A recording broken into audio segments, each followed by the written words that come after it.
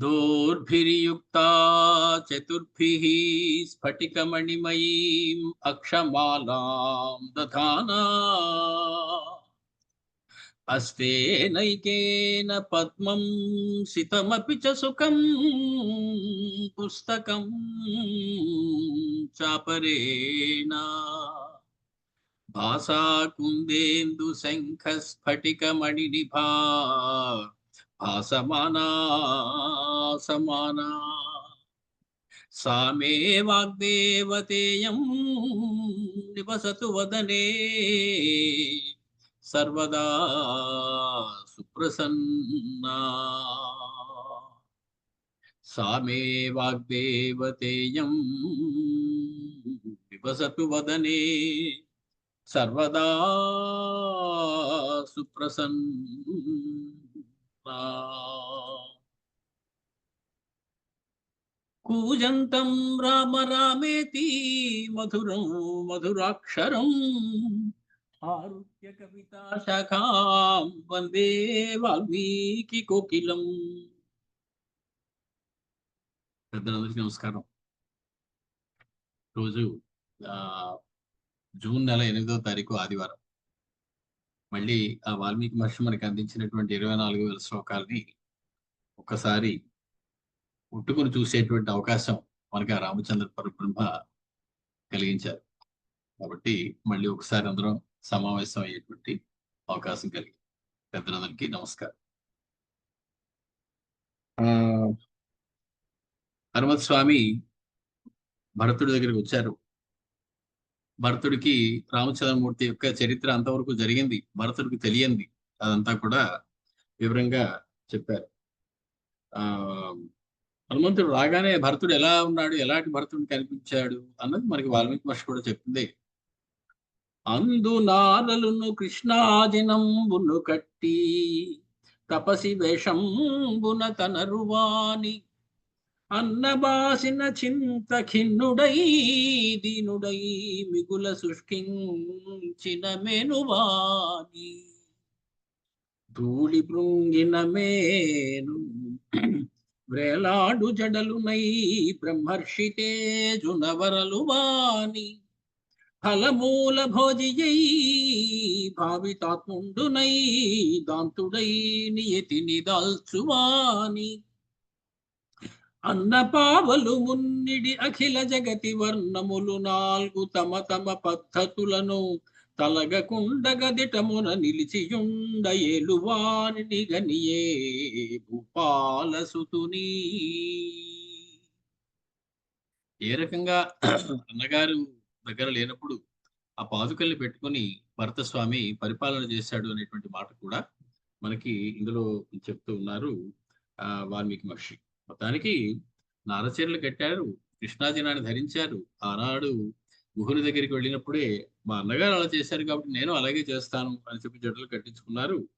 శుష్కించిపోయి ఉన్నారు, సరి అయినటువంటి తిండి లేక ఉపవాసాది దీక్షతో ఉంటూ ఆయన దుమ్ముతో నిండిపోయినటువంటి దేహంతో వేలాడుతున్నటువంటి జడలు కలవాడై బ్రహ్మర్షి కాంతితో వెలిగిపోతున్నవాడై ఫలమూలాలు మాత్రమే తింటూ ఉన్నటువంటి వాడై ఆయన జితేంద్రియుడై అన్నగారి యొక్క పాదుకల్ని ఎదురుగా పెట్టుకుని లోకంలోని చాతుర్వర్ణముల వారికి కూడా వారి వారి పద్ధతులు వారు పాటించుకునేలా చూస్తూ పరిపాలన చేస్తున్నటువంటి రాజకుమారుణ్ణి హనుమత్ స్వామి చూశారు. కావి వస్త్రంబులు ని సౌఖ్యముల బాసి సచివ వర్గంబు సైన్యేశ సంచయంబు శుచి పురోహిత తతులును శుద్ధమతులు పౌరులను కొల్వరుండెడి భరతుగనియే. ఆయన కావి వస్త్రాన్ని ధరించాడు. కావి వస్త్రం అంటే నారచీరలు కట్టుకున్నారు, అవి కావి రంగులో ఉన్నాయి. సరి అయినటువంటి దాని మీద శ్రద్ధ లేక ఒక రంగు, తర్వాత కావి రంగు అంటే ఓ రకంగా అది సన్యాసులు ధరించేటువంటి వస్త్రం యొక్క రంగు. కావి రంగు అంటే కొంచెం కాషాయ వస్త్రం లాంటిది అని మనకి చెప్పచ్చు. అంటే సన్యాసం తీసుకోలేదు కానీ సౌఖ్యములన్నింటినీ కూడా విడిచిపెట్టేశారు అని చెప్పి వైరాగ్యంతో ఉన్నాడు అని చెప్పేటి మనకు అర్థం వచ్చేలాగా ఆ సన్యాసాశ్రమం స్వీకరించకుండా, ఆ కేవలము సన్యాసం స్వీకరించకుండా కాషాయం ధరించడం అనేది నగ్నత్వంతో సమానం అని చెప్పి చెప్తుంది మరి. 9 రకాల నగ్నత్వాలు ఉన్నాయి. అందులో సన్యాసం ధరించకుండా కాషాయం కట్టడం ఒక రకమైనటువంటి నగ్నత్వం. అది కూడదు అని మనకి శాస్త్రం నిషేధం చేసింది. అంటే భరతుడు ఇక్కడ సన్యాస దీక్ష వహించాడా లేదా అన్న దానికి అర్థంగా అతడు జ్ఞానం సన్యాస లక్షణం. సన్యాస లక్షణానికి అత్యంత ముఖ్యమైనటువంటి లక్షణం ఏమిటంటే జ్ఞానం. కాబట్టి భరతుడు ఆ రకంగా సన్యసించిన వాడే, పరిపూర్ణమైనటువంటి రామబ్రహ్మబంధు నిష్ఠా జ్ఞానము కలిగినటువంటి వాడే అనేటువంటి అర్థం మనం తీసుకోవాల్సి ఉంటుంది. కాబట్టి ఆ కామ్యానాం కర్మాణం న్యాసం సన్యాసం కవయో విదుః. కామ్య కర్మల మీద మోహం లేకపోవడమే సన్యాసం. కాబట్టి అటువంటి సన్యాసాన్ని స్వీకరించాడు కాబట్టి ఆయన కాషాయ కట్టుకున్నా పర్వాలేదు అని చెప్పి రామార్పణ బుద్ధితోటి ఆ రాజ్యాన్ని పరిపాలిస్తున్నాడు కాబట్టి భరతుడు సన్యాసియే అని చెప్పక తప్పదు. మనం నిజంగా అక్కడ నందిగ్రామానికి వెళ్ళి చూసినట్లయితే యోగిరాజ్ భరత్ అనేటువంటి మాట ఉంటే పెద్ద అక్షరాలు కనపడుతుంది ఎక్కడ చూసినా. భరతుణ్ణి యోగిరాజ్ అంటారు. ఏమిటయ్యా ఆయన చేసినటువంటి యోగం అంటే దాని పేరు రామయోగము. రామయోగంలో ఉండిపోయాడు భరతుడు పూర్తిగాను. అటువంటి భరతుడు ఆ అలా ఉన్నటువంటి భరతుణ్ణి చూశారు. చూసి ఏ రాముడు దండకలో చిరాజిన ధారియగుచు చింతించదవో, ఆ రాముడు నీ క్షేమముగా రామున వినగోరె కాకుత్స్తవరా అన్నారు హనుమస్వామి చూడగానే. ఏ రామచంద్రమూర్తి దండకావనాల్లో తిరుగుతున్నారని కంగారు పడిపోయి నిరంతరము ఆయన గురించి ఆలోచిస్తూ ఉన్నావో భరత, అటువంటి రామచంద్రమూర్తి ఈ యొక్క క్షేమాన్ని వినాలి అనేటువంటి కోరికతో ఉన్నారయ్యా అని చెప్పేటప్పటికి నీకు సంతోషకరమైనటువంటి వార్త ఒకటి చెప్తున్నాను. నీ దుఃఖాన్ని ఇంక విడిచిపెట్టు. అతి త్వరలో నువ్వు శచీదేవితో కూడిన దేవేంద్రుడిలాగా సీతమ్మతో కూడినటువంటి రామచంద్రుడి చూస్తావు. లక్ష్మణ స్వామితో కలిసి ఆయన వస్తూ ఉన్నారు. తన మిత్రులందరితో కలిసి కూడా వస్తూ ఉన్నారు అనగానే ఆయన ఇంకా ఆనందాన్ని పట్టలేకపోయాడు భరతుడు. ఆ సంతోష వార్త చెప్పిన హనుమత్ స్వామిని ప్రేమగా గాఢాలింగనం చేసుకున్నారు. ఈ విగ్రహం హనుమత్ భరత సమాగమం అన్నటువంటి పెద్ద విగ్రహం కూడా మనకి నందిగ్రామంలో ఇప్పటికీ కనపడుతుంది. నందిగ్రామంలో ఆ ప్రాంతాల్లో. మొత్తానికి ఈ మాటకు 100 గ్రామంబుల 100,000 కబుల సతులుగా శ్రీ మహితల కుల కన్యల హైమాంగల భూషితల పదార్వురనిత్తున్. నీకేమిచ్చినా రుణం తీర్చుకోనయ్యా, ఇంతటి అందమైనటువంటి వార్త చెప్పావు నాకు. నీకు ఒక 100 గ్రామాలు ఇచ్చేస్తాను, 1,00,000 గోవుల్ని దానం చేసేస్తాను, అలాగే కులకన్యలు 16 మందిని నీకు వివాహం చేసుకోవడానికి ఇచ్చేస్తాను అని చెప్పి భరతుడు హనుమస్వామి తోటి చెప్పడంతో ఆ సంతోషమైనటువంటి వార్త చెప్పిన వాళ్ళని ఒక చిన్న బహుమానం ఇచ్చి గౌరవించడం అనేది ఒక సంప్రదాయం. మనం చూస్తుంటాం, రాజులు మెడలోని హారం ఇలా చెంపి ఇచ్చేయడం, ఇవన్నీ కూడా సంతోషించే వార్త చెప్పినటువంటి మంథరకి కైకమ్మ కూడా ఒక మంచి బహుమానం ఇచ్చింది. సరే, అందరికీ అన్ని నప్పవు. అది వేసుకుంటే ఆ రోజు శూర్పణఖ బాగా అలంకరించబడినటువంటి ముసలిదైనటువంటి ఆడు కోతి వలె ఉన్నది అని చెప్పి మహర్షి ఒక చొరక కూడా అంటించారు. సో అవతల వాళ్ళు ఆభరణాలు ఇచ్చేసినా అందరూ వేసుకోవడానికి తగిన వారే ఉండరు. మొత్తానికి ఆ రకంగా ఆయన కొన్ని బహుమానాలు ఇస్తాను అనేటువంటి మాట చెప్పి మాట్లాడుతున్నప్పుడు ఆయన, ఎన్నాళ్ళయిందయ్యా నేను ఇన్ని సంవత్సరాల తర్వాత మా రామచంద్రమూర్తి యొక్క క్షేమవార్తను వింటున్నాను, కాబట్టి మంచి మాట చెప్పు. కళ్యాణి బత గాధేయం అనేటువంటి మాట కూడా మనం చెప్పుకున్నాం దాని గురించి వివరంగా.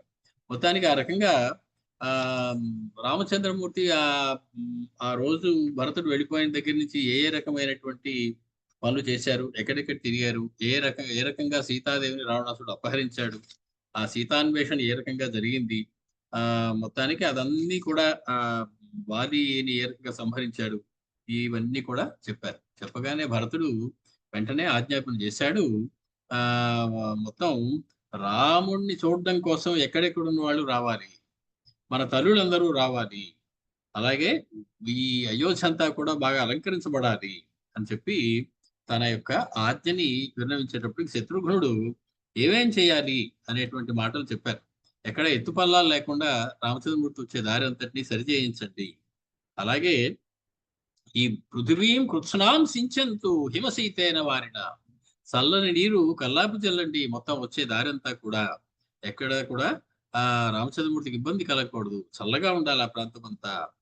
బాగా ఎత్తైనటువంటి పతాకాలన్నింటినీ కూడా ఎగరవేయండి అని చెప్పి ఆ రాజమార్గం అంతా కూడా ఉమ్, ఆ పేలాలతోటి పుష్పాలతోటి చల్లండి, వాటి మీద నుంచి నడుచుకుంటూ రామచంద్రమూర్తి రావాలి అని శత్రుఘ్నుడు ఆజ్ఞాపించారు. మనం ఇక్కడ దాకా చెప్పుకున్నాం. తత ఇది మనకి కిందసారి 127వ సర్గలో ఉన్నాం. యుద్ధకాండలో సుమారు ఒక 10 శ్లోకాలు 11 శ్లోకాలు మనం పూర్తి చేసుకున్నాం. తతశ్చాసనం తతశ్చాసనం శ్రుత్వా శత్రుఘ్నస్య ముదాన్వితాః దృష్టీః జయంతః విజయః సిద్ధార్థశ్చార్థ సాధకః అశోకో మంత్రపాలశ్చ సుమంత్రశ్చాపి నిర్యయుః. అష్టమంత్రులు కూడా వాళ్ళందరూ కూడా బయలుదేరారు. భరతుడు చెప్పినటువంటి మాటని ఆజ్ఞని పాలించి ఆ నగరాన్నంతటినీ కూడా చక్కగా అలంకరించాలి అనేటువంటి కోరికతోటి వాళ్ళందరూ బయలుదేరి ఆయా కార్యక్రమాలు చేస్తూ ఉన్నారు. మత్తైః నాగసహస్రైశ్చ సధ్వజైః సుభూషితైః अपरे हेमकक्षाभिः सगजाभिः करेणुभिः निर्ययुः त्वरया युक्ताः रथैश्च सुमहारथाः. మత్తైః బాగా మదించినటువంటి, సధ్వజైః ధ్వజములతో కూడినటువంటి, సువిభూషితైః బాగా అలంకరింపబడినటువంటి, నాగసహస్రైః వేల కొద్ది ఏనుగుల మీద ఎక్కి కొందరు వస్తూ ఉన్నారు. మరి కొందరైతే హేమకక్షాభి సగజాభి కరేణుభి, కొందరు బంగారపు నడుముత్రాళ్ళు కట్టబడినటువంటి, గొలుసులు కట్టబడినటువంటి ఏనుగులతో కూడిన ఆడ ఏనుగుల చేత ఆడ ఏనుగుల మీద ఎక్కి కొంతమంది వస్తూ ఉన్నారు. సుమహారథాః రథైశ్చ రథముల మీద ఎక్కి మహారథులైనటువంటి వాళ్ళందరూ కూడా రథముల మీద ఎక్కి అక్కడికి వస్తూ ఉన్నారు. నిర్యయుః త్వరయా యుక్తాః వాళ్ళందరూ పరుగు పరుగున ఆ నందిగ్రామం దగ్గరికి వస్తూ ఉన్నారు. రామచంద్రమూర్తి ఇక్కడికి రాబోతూ ఉన్నారు. ఇక్కడి నుంచి ఆయన ఊరేగింపుగా అయోధ్య నగరంలోకి వెళ్ళబోతూ ఉన్నారు. దానికోసం వాళ్ళందరూ కూడా వస్తూ ఉన్నారు. శక్తి వృష్టి పాశహస్తానాం సధ్వజానాం పతాకినాం తురగాణాం సహస్రైశ్చ ముఖ్యైః ముఖ్యతరాన్వితైః పదాతీనాం సహస్రైశ్చ వీరాః పరివృతాః యయుః.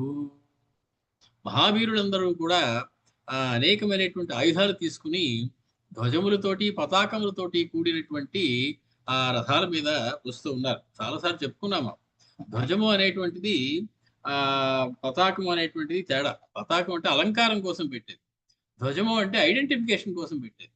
ఉదాహరణకి కపిధ్వజం అంటే హనుమంత స్వామి ఉన్నటువంటి ధ్వజం చూడగానే మనకి అర్జునుడు గుర్తు రావాలి. అర్జునుడి యొక్క రథానికి ఉండేటువంటిది ధ్వజం, అది దాని పతాకం అనుకోండి. ధ్వజం అంటే నీ ఐడెంటిఫికేషన్ చెప్పేది, నువ్వు ఏ రాజువి, నువ్వు ఎవరివి, ఎక్కడి నుంచి వచ్చావు అనేటువంటి విషయం తెలిసిపోతుంది అది చూడగానే. దాని పేరు ధ్వజం. పతాకం అలా ఉండదు. పతాకం అంటే రంగురంగుల తోరణాలు, రంగురంగుల జెండాలు ఎవరైనా ఎప్పుడైనా ఎక్కడైనా కట్టుకోవచ్చు. అది ఒక ఉత్సవం జరిగేటప్పుడు కట్టేటువంటివి పతాకం. ఇప్పుడు పతాకములు కనపడుతున్నాయి, అనేకమైనటువంటి ధ్వజములు కూడా కనపడుతున్నాయి. తురగాణాం సహస్రైశ్చ వేల కొద్ది తురగములు లేదా అశ్వములు కనపడుతున్నాయి. అలాగే ముఖ్యులు, అతి ముఖ్యులు అయినటువంటి సేనా నాయకులందరూ, వేల కొద్ది వీరులందరూ కూడా అక్కడికి బయలుదేరి వస్తూ ఉన్నారు. నంది గ్రామంలోకి రామచంద్రమూర్తికి ఆహ్వానం చెప్పడం కోసం. తతో యానాని ఉపారూఢాః సర్వా దశరథ స్త్రియః.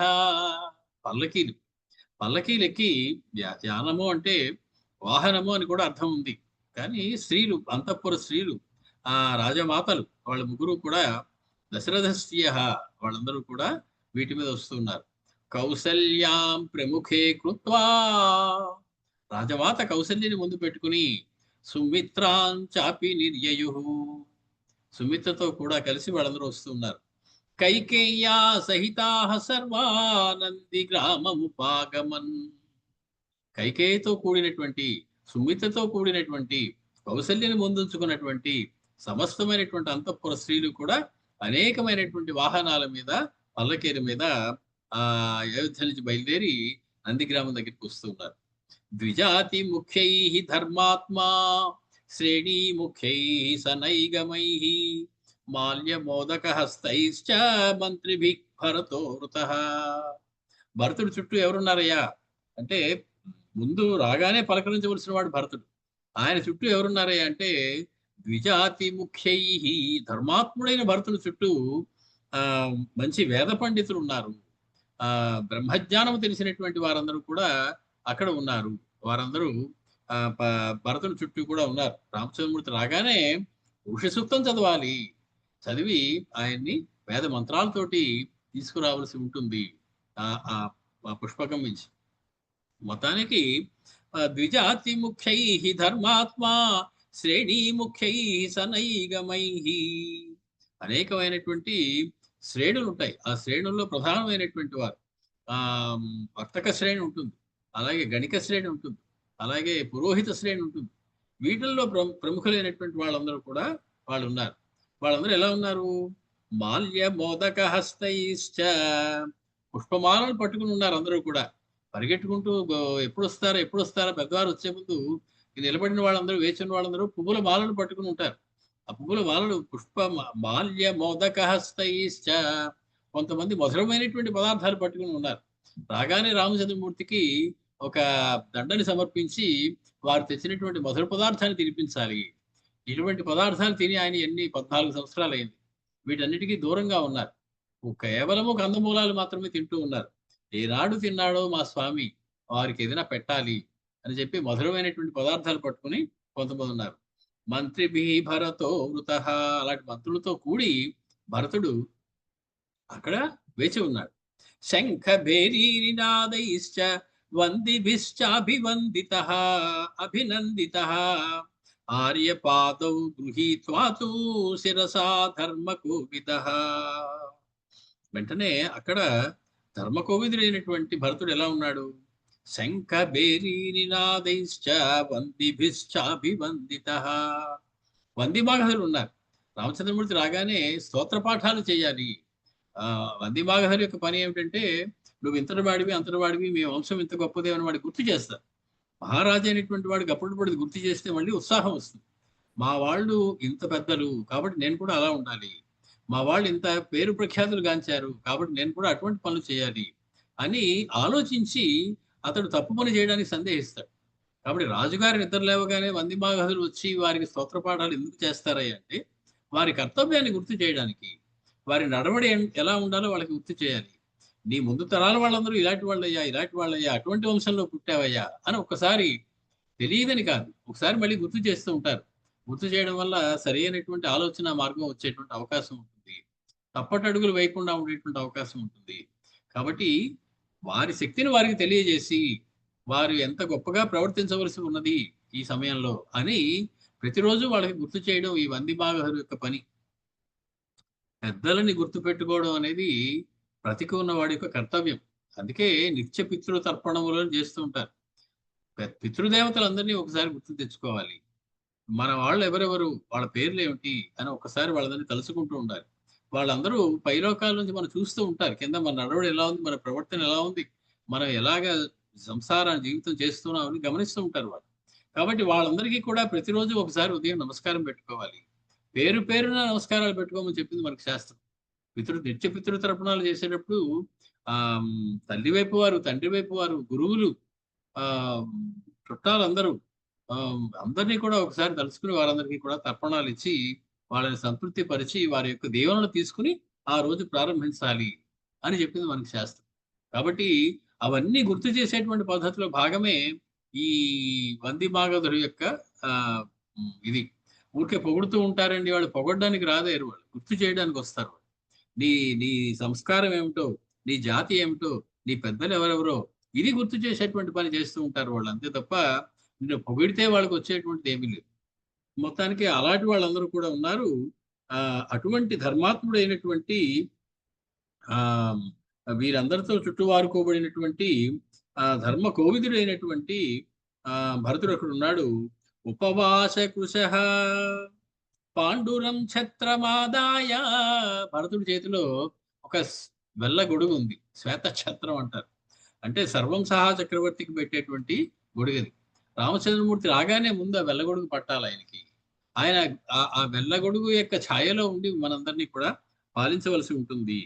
కాబట్టి ఆహ్, పాండురం ఛత్రమాదాయ శుక్లమాల్యోపశోభితం.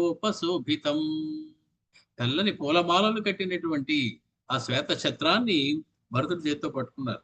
శుక్లే చ వాలవ్యజనే రాజార్హే హేమభూషితే. బంగారపు పిడి ఉన్నటువంటి ఆ వాలవ్యజనములు, చామరములు రెండు కూడా పట్టుకుని ఉన్నారు. చమరీ మృగం యొక్క వాలం నుంచి తయారు చేస్తారు కాబట్టి దాని పేరు వాల వ్యజనం. వ్యజనము అంటే ఫ్యాన్ అని అర్థం. ఆ ఆ, వాల వ్యజనము అంటే ఈ చమరీ మృగం యొక్క తోకతో చేసినటువంటి ఆ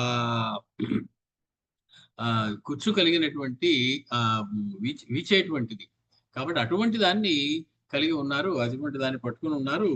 ఆ శుక్లే చ బాగా తెల్లగా ఉన్నటువంటి వాళ్ళ వ్యజనే రాజార్హే. అందరికీ వాళ్ళ వ్యజనాలు వాడడానికి వీల్లేదు. సర్వం సహా చక్రవర్తి అయినటువంటి రాజుకు మాత్రమే వాటితో వీచవలసి ఉంటుంది, లేదా పరమాత్మకు వీచవలసి ఉంటుంది. కాబట్టి మా ఇంట్లో సరదాగా విసురుకోవడానికి నేను విసిరికర బదులు వాళ్ళ వ్యజనం తెచ్చుకుంటానంటే నవ్వుతారు అందరు. నీలాంటి వాళ్ళు నాలాంటి వాళ్ళు వాడుకునేటువంటిది కాదయ్యా అది. రాజార్హే, చక్రవర్తి అయినటువంటి వారికి మాత్రమే వాడాలి, లేదా పరమాత్మకి మాత్రమే వాడాలి. అటువంటిది కూడా పట్టుకొని ఉన్నారు. ఉపవాస కృశో దీన చీర కృష్ణాజీనాంబర. ఉపవాసం చేత కృషించిపోయి దీనుడైనటువంటి చీరకృష్ణాజినాంబర, నారచీరలు కృష్ణాజనము కట్టుకున్నటువంటి వాడు. నారచీరలు అంటే నారచీరలు మామూలుగా తెలుసు. కృష్ణాజనము అంటే లేడీ యొక్క చర్మం, దాన్ని ధరించినటువంటి వాడు, నారచీరలు కట్టుకున్నటువంటి వాడు. భ్రాతురాగమనం సుత్వా, అన్నగారు వస్తున్నారు. 14 ఏళ్ల తర్వాత అన్నగారిని మళ్ళీ దర్శనం చేసుకోబోతూ ఉన్నారు. ఆనాడు చివరిసారి అన్నగారిని చూసినప్పుడు ఆయన జటలు ధరించి ఉన్నారు. ఆయన ఒక మునిలా కనిపించారు. అటువంటి అన్నగారి దర్శనం మళ్ళీ జరగబోతున్నది. వెంటనే పరిగెత్తుకుంటూ వెళ్ళి కాళ్ళ మీద పడబోయారు, కానీ ఒక క్షణం ఆగారు. భర్తుడు అన్నాడు, నిజంగా మా అన్నగారేనా ఈయన అని. ఎందుకంటే ఆయన ఇదివరకు చూసిన అన్నగారు బ్రహ్మాండమైనటువంటి సువర్ణ భూషణాలు కలిగి, నెత్తి మీద కిరీటం కలిగి, పట్టుబట్టలు కట్టుకుని ఉండేటువంటి అన్నగారు. ఆనాడు పాదుకలు తీసుకుని వెళ్ళినప్పుడు మొట్టమొదటిసారి చూసిన అన్నగారు ఆయన ఒక ముని వేషంలో ఉన్నారు. వనాల్లోకి వెళ్ళిపోయేలా ఉన్నారు. మా అన్నగారే కాదా నిజంగా అని ఒక క్షణం తటపటాయించి వెళ్ళి ఒక దండంలా వెళ్ళి పాదాల మీద పడ్డాడు. ఆనాడు మీరు వెనక్కి రావాలి అని ప్రార్థించడం కోసం వెళ్ళినప్పుడు. అటువంటి అన్నగారు 14 సంవత్సరాల తర్వాత తిరిగి ఆయన యొక్క వనవాసాన్ని దిగ్విజయంగా పూర్తి చేసుకుని, నిర్విఘ్నంగా పూర్తి చేసుకుని ఆయన మళ్ళీ వెనక్కి రాబోతూ ఉన్నారు అనేటువంటి మాట విన్నారు ఇప్పుడు హనుమత్ స్వామి ద్వారా. భ్రాతు ఆగమనం శ్రుత్వా తత్పూర్వం హర్షమాగత. అంతకు కొద్దిసేపటి ముందే హనుమత్ స్వామి చెప్పారు, మీ యొక్క అన్నగారిని నువ్వు త్వరలో చూడబోతూ ఉన్నావయ్యా. అటువంటి మాటను విని హర్షమాగత, బాగా సంతోషంతో ఉన్నటువంటి భరతుడు ప్రత్యుజ్యయౌ తదా రామం మహాత్మా సచివై సహా, మిక్కిలి సంతోషంతో మహాత్ముడైనటువంటి భరతుడు ఆర్యపాదౌ శిరసా గృహీత్వా, అన్నగారి పాదుకలు రెండింటినీ కూడా శిరస్సు మీద ధరించారు. అన్నగారి దగ్గర పాదుకలు తీసుకున్నప్పుడు అలాగే శిరస్సు మీద పెట్టుకుని వచ్చారు. ఇప్పుడు కూడా అలాగే వాటిని శిరస్సు మీద ధరించారు. ఆ ఛత్రాన్ని పట్టుకుని ఉన్నారు. అలా పట్టుకుని ఉన్నటువంటి ఆయన ప్రత్యుద్యయౌ, ఎదురు వెళుతూ ఉన్నారు. అంటే రామచంద్రమూర్తి వచ్చే దారి ఏదో తెలిసాయని, దానికి ఎదురుగా భరద్వాజ ఆశ్రమం నుంచి రావాలి. ఇప్పుడే భరద్వాజ ఆశ్రమం నుంచి వచ్చేటువంటి దారిలో రామచంద్రమూర్తికి ఎదుర్కోలు చెప్పడం కోసం ఈ వీళ్ళందరినీ వెనక పెట్టుకుని మంగళవాద్యాలతోటి, వేద మంత్రాలతోటి ఛత్రాన్ని పట్టుకున్నటువంటి భరతుడు ముందు నడుస్తూ ఉన్నాడు. అశ్వానాం ఖురశబ్దైశ్చ రథనేమిస్వనేన చ శంఖదుందుభినాదేన సంచచాలేవ మెదిని. భూమి అంతా కంపించిపోతోంది, గడగడలాడిపోతుంది భూమి అంతా. ఏమిటి? ఎక్కడ? అశ్వానాం ఖురశబ్దేన, అశ్వముల యొక్క గిట్టల చప్పుడు. ఎంతో ఉత్సాహంతో పరిగెడుతూ ఉన్నాయి అశ్వములు రామచంద్రమూర్తికి ఎదురు వెళ్ళాలి అని. అశ్వాలకి ఏమిటండి అంత ఉత్సాహం అంటే, రామచంద్రమూర్తి వనవాసానికి వెళ్ళేటప్పుడు చెప్పారు మనకు మహర్షి, అశ్వములు కూడా కళ్ళనీరు కార్చాయ్యా, నోట్లో పెట్టుకునేటువంటి కబళాన్ని మింగలేదయ్యా, రామచంద్రమూర్తి వెళ్ళిపోతున్నాడు అనేటువంటి దుఃఖంతో. అటువంటి అశ్వములు ఇప్పుడు ఎటువంటి పెద్ద చప్పుడు చేస్తూ టకటక టక నడుస్తున్నాయంటే భూమి కదిలిపోతోంది. రథనేమి స్వనేన చ, మిక్కిరి వేగంగా రథాలు కదులుతున్నాయి. రథం యొక్క చక్రాలకు ఉండేటువంటి ఆ నేమి ఏదైతే ఉన్నదో, ఆ పరిధి ఏదైతే ఉన్నదో అది నేల మీద రాసుకోవడం వల్ల పెద్ద చప్పుడు వస్తుంది. అలాగే శంఖ దుందుభినాదేన, మంగళవాద్యాలు మ్రోగిస్తూ ఉన్నారు. శంఖం అనేటువంటిది ఒక అద్భుతమైనటువంటి మంగళవాద్యం. అది ఎప్పుడు పడితే అప్పుడు వాయించడానికి లేదు. పరమాత్మకి సేవ చేసేటప్పుడు వాయించవలసినటువంటి మంగళవాద్యం శంఖం. కాబట్టి ఏదైనా శుభమైనటువంటి మంగళప్రదమైనటువంటి కార్యం జరిగేటప్పుడు వాయించవలసినటువంటిది శంఖం. అంటే మంగళధ్వనుడు. ఇప్పుడు సన్నాయి కూడా మనకి మంగళవాద్యం అంటాం. ఆ ఎవరైనా మరణించారనుకోండి, సన్నాయి వాద్యం పెట్టండి అనరు. అది శుభసూచకమైనటువంటి మంగళప్రదమైనటువంటి కార్యాల్లో వాదించేటువంటి వాద్యాలు కొన్ని ఉన్నాయి, ఆ శబ్దాలు కొన్ని ఉన్నాయి. అవి చెవిలో సోకినప్పుడు మన మనసుకు తెలియనటువంటి ఒక పవిత్రత వస్తుంది. ఆ చేసే పని మీద ఒక తెలియనటువంటి ఎందుకంటే ధ్వని అనేది మనసుని ప్రేరేపణ చేస్తుంది. మనం 4 రహదారుల కూడల్లో విపరీతంగా హారన్లవి వినపడే చోట నిలబడితే 10 నిమిషాల్లో మనసు అల్లకల్లోలం అయిపోవడం ఖాయం. అదే ఉదయాన్నే చక్కటి కోకిల రావాన్ని వింటే మనసు ప్రశాంతంగా ఉంటుంది. ధ్వని అనేది మనసుని ప్రభావితం చేస్తుంది. కాబట్టి ఈ శంఖధ్వని కానీ, ఈ భేరీ నినాదములు కానీ తెలియని ఉత్సాహ శక్తిని, మంగళప్రదమైనటువంటి పవిత్రమైనటువంటి ప్రశాంతమైనటువంటి మానసిక స్థితిని కూడా కలిగించడం కోసం వాడుతూ ఉంటారు. ఈ వీటన్నిటితోటి కలిపి భూమి కంపించిపోతోందా అన్నంత శబ్దం వస్తూ ఉన్నది. కృత్స్నంతు నగరం తత్తు నంది గ్రామముపాగమత్. అయోధ్యలో ఒక పిట్ట లేదు, ఒక పక్షి లేదు, ఒక మనిషి లేడు. అందరూ బయలుదేరి వచ్చేసారు నందిగ్రామం దగ్గరికి. రామచంద్రమూర్తిని చూడాలి. నందిగ్రామం దాకా వచ్చిన రామచంద్రమూర్తి ఎప్పుడూ అయోధ్యకు వచ్చాక చూసుకుందాంలే, మందాక రాని అని కూర్చునేటువంటి రకాలు లేరు అక్కడ. అందరూ కూడా తామే ముందు వెళ్ళి రాముడికి స్వాగతం చెప్పాలి, ముందు మేమే రామచంద్రమూర్తిని దర్శనం చేసుకోవాలి అనేటువంటి ఒక ఆలోచనతోటి కృత్స్నంతో నగరం, కృత్స్నం అంటే సమస్తమైనటువంటి నగరం తత్తు నంది గ్రామం ఉపాగమతు. అయోధ్య ఖాళీ అయిపోయింది మొత్తం. అయోధ్య అంతా కూడా నందిగ్రామం దగ్గరకు వచ్చేసింది. ఎందుకని? రామచంద్రమూర్తి అక్కడికి వస్తారు. రామచంద్రమూర్తి ఎక్కడుంటే అదే అయోధ్య. రామచంద్రమూర్తి ఉన్న చోటే అయోధ్య, రామచంద్రమూర్తి లేని చోటు అరణ్యము. మనం అప్పుడు అయోధ్యలో ఆయన బయలుదేరి చెప్పుకున్నాం. ఇప్పుడు ఆయన నందిగ్రామానికి వస్తూ ఉన్నారు అనేటప్పటికీ అయోధ్య అంతా ఖాళీ చేసి అయోధ్య జనమందరూ కూడా నందిగ్రామానికి పరుగు పరుగున ఇచ్చేశారు తమ తమ వాహనాల మీద. ఒక్కరు కూడా అక్కడ మనకి మిగలలేదు అయోధ్యలు. సమీక్ష్య భరతో వాక్యం ఉవాచ పవనాత్మజం. అంతా సంతృప్తిగా ఉన్నది. భరతుడు ఆనందంగా ఉన్నాడు, అన్నగారికి స్వాగతం చెప్పడానికి సిద్ధంగా ఉన్నాడు. హనుమత్స్వామితో చూసి ఒక అందమైన మాట పలుకుతూ ఉన్నారు భరతస్వామి. కచ్చిన్న కలు కాపేయి సేవ్యతే చలచిత్తత నహి పశ్యామి కాకుత్స్థ రామం ఆర్యం పరంతపం. కాపేయి, హనుమా నువ్వు చెప్పింది నిజమేనా? నువ్వు కపివి అంటే నీ బుద్ధి కాపేయము అంటే చంచలమైనటువంటి మనసు కలవాడివి. నాతో ఏదో తొందరపడి చెప్పేశావా? నిజమే చెప్పావా? ఇంకా రామచంద్రమూర్తి వచ్చేస్తున్నారండి అనేటువంటి మాట చెప్పావు, నిజమే ఇంకా రాలేదేమిటయ్యా? క్షణం ఒక యుగంలో గడుస్తూ ఉన్నటువంటి భరతుడికి. కాబట్టి ఆయన ఇకనో ఇప్పుడు వచ్చేస్తారంటే ఏర్పాట్లన్నీ చేసుకున్నారు, ఏర్పాట్లన్నీ అయిపోయాయి. అయినా ఇంకా రామచంద్రమూర్తి కనపడలేదేమిటయ్యా?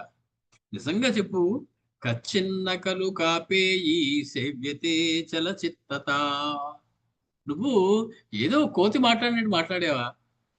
చంచలమైనటువంటి మనస్సుతోటి లేనిది ఉన్నట్టు, ఉన్నది లేనట్టు చెప్పడానికి ప్రయత్నించావా? నిజంగానే మా అన్నగారు వస్తున్నారా? చంచలమైన చాంచల్యమేమీ లేకుండా స్థిరంగా ఆలోచించే చెప్పావా నువ్వు? నువ్వు చెప్పింది సత్యమే కదా! నహి పశ్యామి కాకుత్స్థం రామం ఆర్యం పరంతపం. కకుత్స్థ వంశీయుడైనటువంటి పరంతపం శత్రు సంహారకుడైనటువంటి ఆర్యం పూజ్యుడైనటువంటి తండ్రితో సమానుడైనటువంటి రామం న పశ్యామి. ఇంకా రాముడు రాడేమిటయ్యా? ఇంకా కనపడడు ఏమిటయ్యా నా రాముడు? వచ్చేస్తాడని చెప్పావు నువ్వు. నువ్వు నిజంగా కోతి వేషం వేశావా? నిజంగానే చెప్పావా నువ్వు? అధైవ ముక్తే వచనే హనుమానిదమబ్రవీత్. ఇలా అనగానే హనుమస్వామి నవ్వుతూ ఒక చిన్న మాట అంటున్నారు భరతుడితోటి. అర్ఘ్యం విజ్ఞాపయన్నేవ భరతం సత్య విక్రమం. భరతుడితోటి సత్య విక్రముడైన భరతుడితోటి అర్ఘ్యం అర్ధయుక్తమైనటువంటిది, అర్థంతో కూడినటువంటిది ఇదం వాక్యం అబ్రవీత్. మీ మాటని పలుకుతూ ఉన్నారు హనుమస్వామి భరతుడితోటి.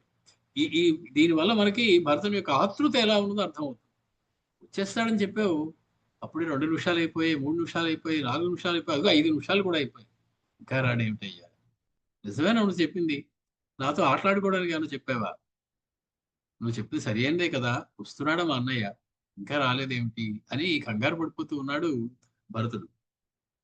సదా ఫలాన్ కుసుమితాన్ వృక్షాన్ ప్రాప్య మధుస్రవాన్ భరద్వాజ ప్రసాదేన మత్త భ్రమరనాదితాన్ తస్య చైష వరో దత్తో వాసవేన పరంతప ససైన్య తవాతిథ్యం కృతం సర్వగుణాన్వితం. ఒక చిన్న ఇది జరిగిందయ్యా దారిలో. భరద్వాజుడు రామచంద్రమూర్తికి నువ్వేమైనా వరం కోరుకోవయా ఇస్తా అన్నారు. మీ అన్నగారు రామచంద్రమూర్తి మేము వెళ్ళే దారిలో ఉన్నటువంటి సమస్తమైనటువంటి వృక్షాలు చిగురించాలి. ఎందుకని? ఆయన అయోధ్య వదిలేసినప్పుడు అవన్నీ వాడిపోయాయి. అపి వృక్షాః పరిమ్లానాః. వృక్షములన్నీ కూడా ఎండిపోయాయి రామచంద్రుడి విరహాన్ని తట్టుకోలేక. ఇప్పుడు అవన్నీ మేము వెళ్ళేటప్పుడు చిగురించాలి. ప్రతి వృక్షానికి కూడా కొమ్మలుండాలి, చిగుర్లుండాలి, పుష్పాలుండాలి, ఫలాలుండాలి. ఆ ప్రతి ఫలము కూడా మధురమైనటువంటి రసాన్ని స్రవించేదిగా ఉండాలి. మా వానరసేన అంతా కూడా పరిపూర్ణమైనటువంటి ఆ దాహము, ఆకలి తీర్చుకోవడానికి వీలుగా ఉండాలి. అలా చేసి పెట్టి చాలు నాయన అన్నారాయన. కాబట్టి అటువంటి వరమే ఇంద్రుడు కూడా ఇచ్చాడు రామచంద్రమూర్తికి. ఆ రావణ సంహారం అయిపోయిన తర్వాత యుద్ధభూమిలో మొత్తానికి ఆ రామచంద్రమూర్తి ఇటువంటి కోరిక కోరడం వల్ల మత్త భ్రమరనాదితాన్ వృక్షాన్ ప్రాప్య ప్రహృష్టానాం నిస్వన శ్రూయతే భీమః ప్రహృష్టానాం వనౌకసాం. నీకు వినపడటం లేదా? నాకు వినపడుతోంది. దూరంగా వానరములు చేస్తున్నటువంటి కేరింతలు వినపడుతున్నాయి. అవి చేసేటువంటి అల్లరి నాకు వినపడుతోంది.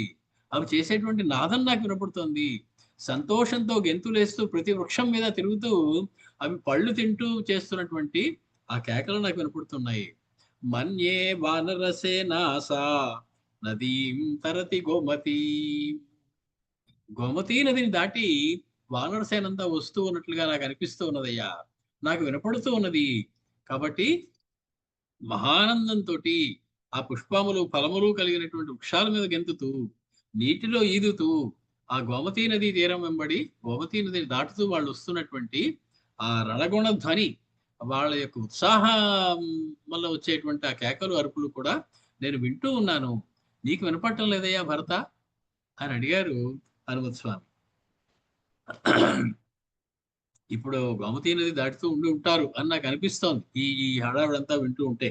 కాబట్టి రజోవర్షం సముద్భూతం పశ్య సాలవనం ప్రతి మన్యే సాలవనం రమ్యం లోపయంతి ప్లవంగమాహ. ఈ భరద్వాజాశ్రమం నుంచి ఈ నది గ్రామానికి వచ్చే దారిలో సాల వృక్షములతో కూడిన వనం ఒకటి ఉంది కదయ్యా. నాకు పైకి చూస్తుంటే ఆ సాల వృక్షముల యొక్క పుప్పిడి ఎగురుతూ వస్తోంది. అంటే మా వానరసేన ప్రతిదీ కూడా సాల వృక్షాల నుంచి ఎగురుతున్నాయి. ఎగురుతుంటే వాటి పువ్వులన్నీ కొమ్మలన్నీ కదిలిపోతూ ఉన్నాయి. వాటి నుంచి పుప్పొడి రాలుతూ ఉన్నది. ఆ రాలుతున్న పుప్పొడిని వాయువు మోసుకొస్తూ ఉన్నది. దూరంగా ఆకాశంలో చూడు, అక్కడ ఈ సాల వృక్షపు పుప్పొడి వస్తున్నటువంటి గాలితో కూడినటువంటి గాలి వస్తూ ఉన్నది. నీకు కనపడటం లేదా అది? ఈ సాల వృక్షముల మించి వస్తూ ఉన్నది. మన్యే సాలవనం రమ్యం లోపయంతి లవంగం. నేను అనుకుంటున్నాను, మా వానరాలన్నీ ఈ సాల వృక్షాన్ని కదిపేస్తూ ఉన్నాయి. ఎగురుతూ వస్తూ ఉన్నాయి, కదిలిపోతూ ఉన్నాయి వృక్షాలన్నీ. అందుకని అంత రజస్సు, వాటి యొక్క పుప్పొడి అంత పైకి లేస్తూ ఉన్నది. అది ఆకాశంలో వస్తూ ఉన్నది. నాకు కనపడుతూ ఉన్నది. ఆ శబ్దం నాకు వినపడుతూ ఉన్నది. ఇహనో ఇప్పుడు వచ్చేయాలి వారింకా. తదేతదృశ్యతే దూరాత్. ఒక్కసారి ఇలా చూశారు హనుమత్ స్వామి. ఒక కేక పెట్టారు. తదేతదృశ్యతే దూరాత్. అదిగో కనపడిపోతుంది. దూరంగా కనపడుతుంది. అలా చూడు, అలా చూడు. కనపడుతుంది. ఏమిటి కనపడింది? విమానం చంద్ర సన్నిభం. సాక్షాత్తు చంద్రుడి లాంటి కాంతితోటి వెలిగిపోతూ ఉన్నటువంటి, చంద్రకాంతి వెదజల్లుతున్నదా అన్నటువంటి విమానం ఒకటి వస్తున్నదయ్యా ఆకాశంలో. చూడు చూడు, అటుపక్క చూడు, అలా చూడు. చిన్నగా ఉన్నది, కాసేపటికి పెద్దదవుతుంది. అది వస్తూ ఉన్నటువంటి శబ్దం నా చెవిలో వినపడుతూ ఉన్నది. తదేతదృశ్యతే దూరాత్ విమానం చంద్ర సన్నిభం. సాక్షాత్తు చంద్రుడితో సమానమైనటువంటి చక్కటి వెన్నెలలు కురిపిస్తూ ఉన్నటువంటి ఆ ఆ విమానం కనపడుతూ ఉన్నదయ్యా. అదిగో దూరంగా ఉన్నది. ఏమిటనుకుంటున్నావు అది? విమానం పుష్పకం దివ్యం. దివ్యమైనటువంటి పుష్పక విమానం, దేవతా సంబంధమైనటువంటి విమానం. మనసా బ్రహ్మ నిర్మితం. బ్రహ్మగారు దాని మనస్సుతోటి తయారు చేసి కుబేరుడికి ఇచ్చినటువంటి, కానుకగా ఇచ్చినటువంటి విమానం. సరే, ఆ తర్వాత దాన్ని, ఆ కుబేరుని 4 తన్ని రావణాసురుడు తీసుకోవడం, వాడు వాడుకోవడం జరిగింది. అటువంటి విమానం కనపడుతుందయ్యా నాకు. ఆకాశంలో కనపడుతుంది. దేదీప్యమానంగా పెరిగిపోతూ ఒక నక్షత్రంలా కాంతితోటి వచ్చేస్తూ ఉన్నది. దూరంగా ఉన్నటువంటి చంద్రుడు దగ్గరకు వస్తున్నట్టుగా ఉన్నది. అటువంటి దాన్ని నీవు చూడు. రావణం బాంధవై సార్ధం హత్వా లబ్ధం మహాత్మనా తరుణాదిత్య సంకాశం విమానం రామవాహనం. రామవాహనమైనటువంటి విమానం. రాముడు ఏ ఏ వాహనాలు ఉపయోగించారు అని చూస్తే మనకి ముందు గుర్తొచ్చేది హనుమద్ వాహనం. హనుమత్ స్వామి యొక్క భుజం మీద ఎక్కి చేసినటువంటి యుద్ధం గుర్తు రావాలి. హనుమత్ స్వామి యొక్క భుజం మీద ఎక్కి సుగ్రీవుడి దాకా హనుమత్ స్వామి తీసుకొచ్చినటువంటి వైనం గుర్తు రావాలి. హనుమత్ స్వామి యొక్క భుజం మీదకి రామలక్ష్మణులు 100 యోజనాల వారధి మీద నడుచుకుంటూ వెళ్ళినటువంటి దృశ్యం గుర్తు రావాలి. కానీ హనుమత్ వాహనము అనగానే ముందు గుర్తొచ్చేది, రామవాహనం అనగానే ముందు గుర్తొచ్చేది హనుమద్ వాహనం. హనుమంతుడే వాహనం ఆయన. తర్వాత దేవేంద్రుడు తన యొక్క మాతలితోటి పంపించాడు తన యొక్క రథాన్ని రావణాసుడితో యుద్ధం చేయడానికి. అది 2వ రామవాహనం. వీటన్నిటికన్నా ముందున్నది సుమంత్రానీత రథం. అయోధ్య నుంచి అడవులకు వెళ్ళిపోయేటప్పుడు సుమంత్రుడు తీసుకొచ్చాడు రథం మీద. అది ఒక వాహనం, హనుమద్ వాహనం. అలాగే దేవేంద్రుడు పంపినటువంటి వాహనం. ఇప్పుడు పుష్పకమే రామచంద్రమూర్తి యొక్క వాహనం. పుష్పక వాహనం. రావణం బాంధవై సార్ధం హత్వా. సమస్త బంధుజనులతోటి కూడినటువంటి రావణాసురుని సంహరించి లబ్ధం మహాత్మనా. రామచంద్రమూర్తికి దక్కింది ఇప్పుడు అది. తరుణాదిత్య సంకాశం. దూరని చూసినప్పుడు చంద్ర సంకాశం, చంద్ర సన్నిభం, చంద్రుడిలా కనపడింది. ఇప్పుడు ఇంకొంచెం దగ్గరికి వచ్చేస్తూ ఉన్నది. దాని వెలుగు ఇంకొంచెం ఎక్కువగా ఉన్నది. ఎలా ఉన్నది ఇప్పుడు? తరుణాదిత్య సంకాశం.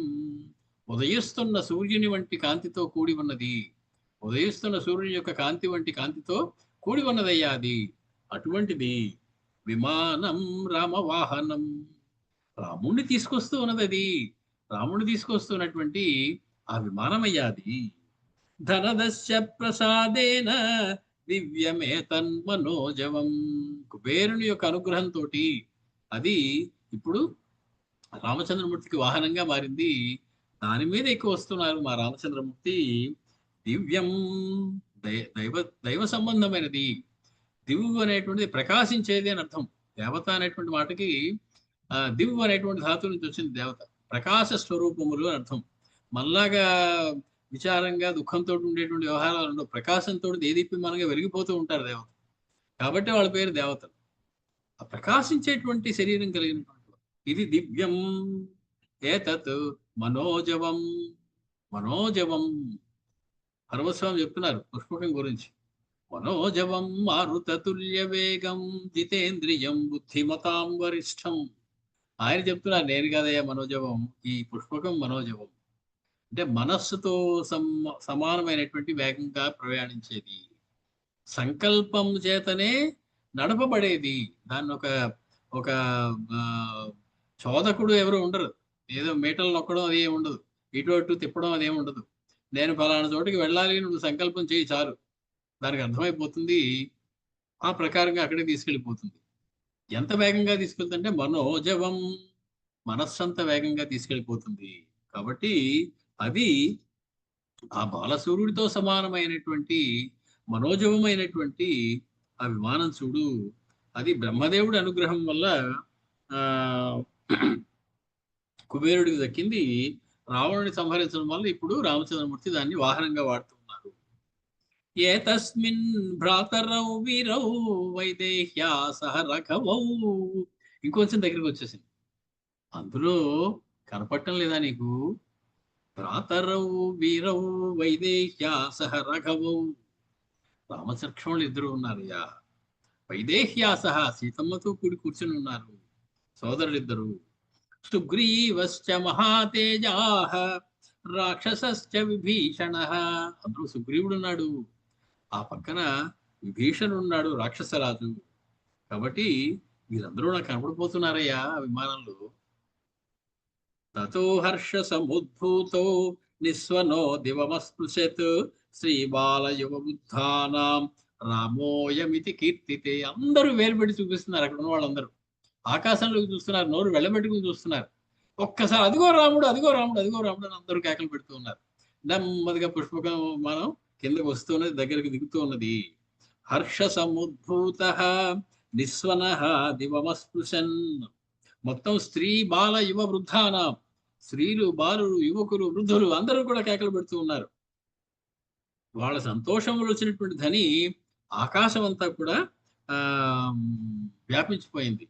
అయం రామ ఇది.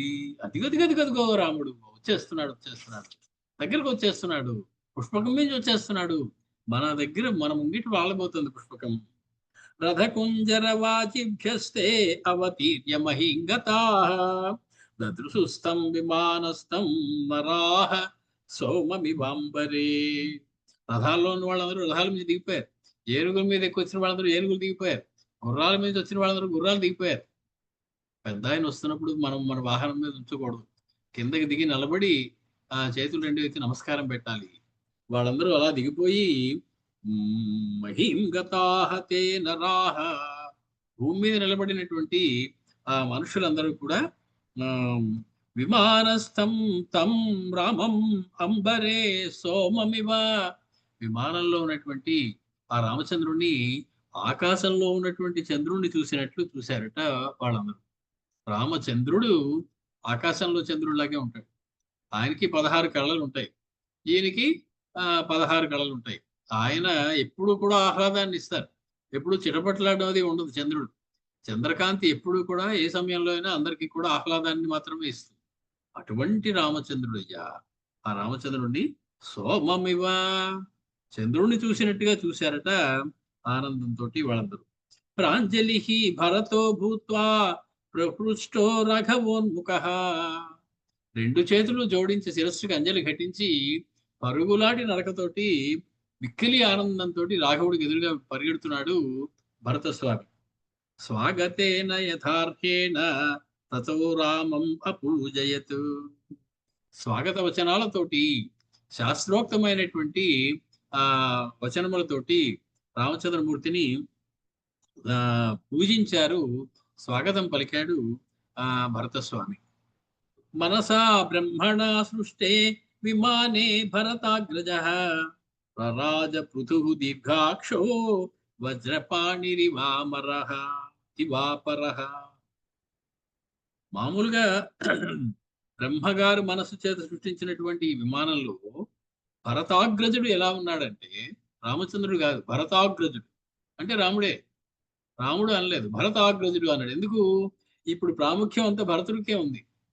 ఆయన స్వాగతం చెప్పి లోపలికి తీసుకొచ్చి రాజ్యాన్ని అప్పచెప్పవలసిన వాడు భరతుడు. అటువంటి భరతుడికి అగ్రజుడు అయినటువంటి వాడు అంటే, భరతుడు అంటే ఎంత గొప్పవాడు! ఆయనకే అన్నగారు ఈయన అంటే, ఈయన ఇంకెంత గొప్పవాడు. భరతాగ్రజ, లక్ష్మణాగ్రజ, శత్రుఘ్నాగ్రజ అవన్నీ ఇప్పుడు సందర్భంగా, ఇప్పటి సందర్భంలో చెప్పవలసింది భరతాగ్రజ.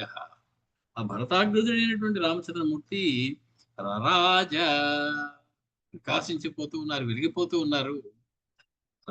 రాజుడు దీప్తవు అనేటువంటి ధాతు, వెలిగిపోవుట అని అర్థం రరాజ అంటే. రామచంద్రమూర్తి ఆ దేంతో వెలిగిపోతూ ఉంటారండి అంటే, లేదండి ఆయన ఎక్కడికి వెళ్ళినా ఒక 100 క్యాండిల్స్ బల్బులు పెడతారండి, వెలిగిపోతూ ఉంటారు. అవి కాదు. రాజతే స్వే మహిమ్ని ఇది రామ. ఎవరైతే తన యొక్క స్వయం ప్రకాశకత్వంతో వెలిగిపోతూ ఉంటారో ఆయన పేరయ్యా రాముడు అని చెప్తుంది మనకి రామోపనిషత్తు. కాబట్టి అలాగ వెలిగిపోతున్నారు రామచంద్రమూర్తి. రాజతే రాజా, ప్రకాశించారు. పృథు దీర్ఘాక్షో వజ్రపాణిరివాపరః, వజ్రపాణిలాగా, వజ్రపాణి అంటే దేవేంద్రుడు, వజ్రాయుధం చేతిలో కలిగినటువంటి దేవేంద్రుడు వలె భరతాగ్రజుడు పృథు దీర్ఘాక్ష. రామచంద్రమూర్తిని చూడగానే మొట్టమొదటి కనపడేది ఏమిటి అంటే, అక్కడ ఉన్నటువంటి అయోధ్యావాసులందరికీ ఏం కనపడిందో, ఊరందరికీ ఏం కనపడిందో, మా హనుమత్ స్వామికి ఏం కనపడిందో అదే కనపడింది. ఏమిటది? పృథు దీర్ఘాక్ష రామ కమలపత్రాక్ష. విశాలమైనటువంటి పెద్ద పెద్ద కళ్ళు కలిగినటువంటి రామచంద్రమూర్తి ప్రకాశించిపోతూ ఉన్నారు వెలుగులతోటి ఆ పుష్పక విమానంలో. అటువంటి ఆయన్ని ఎదురువేగి స్వాగతం వచనాలు పలుకుతున్నారు భరతుడు. మొత్తానికి మనస రరాజ పృథు దీర్ఘాక్ష, చాలా పెద్దవైనటువంటి, మిక్కిరి దీర్ఘమైనటువంటి, విశాలమైనటువంటి కనులు కలిగినటువంటి రామచంద్రమూర్తిని, విమానంలో ఉన్నటువంటి రామచంద్రమూర్తిని, విమానంలో ఉన్నటువంటి భరతాగ్రజుడిని అక్కడ ఉన్నటువంటి జనం అందరూ చూశారు.